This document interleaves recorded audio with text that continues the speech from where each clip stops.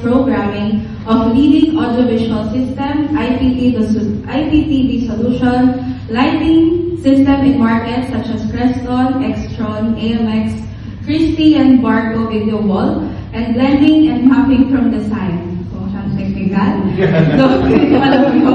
He also designs and develops user interface control system, touch panels, and video conference system. So everyone, please join me in giving a warm applause to Engineer Jordan Benito.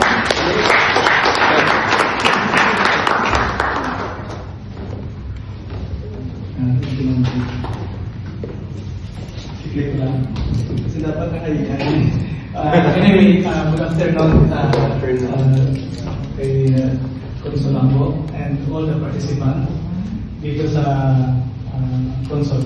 Actually, this is my first time. Sa 15 years ko sa UAE, first time ko nagtapak dito sa console sa Dubai. Talaga? Yes. Kasi na kami sa Abu Dhabi. Yes. So I'm working in Ministry of Interior for 12 years for this field. So I graduated as computer engineering, and I also my career until now because I love electronics and computer.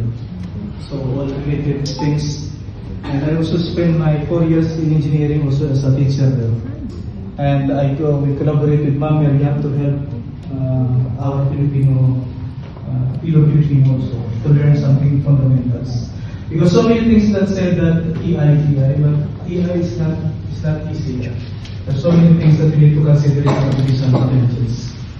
Okay, so our topic today is about computer coding, essential. It means it's basic things.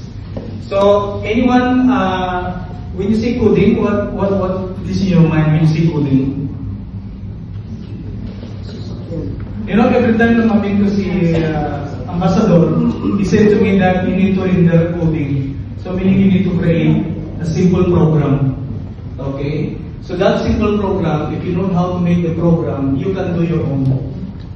Especially, so saan natin pwede magamit yan? Example sa bahay natin, pwede natin automation.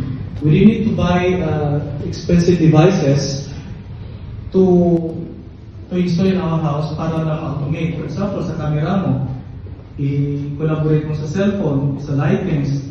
One of the reasons sa IoT is to control everything kahit malayo ka, kahit sa remote ka pwede mo sa makontrol at saka mamonitor.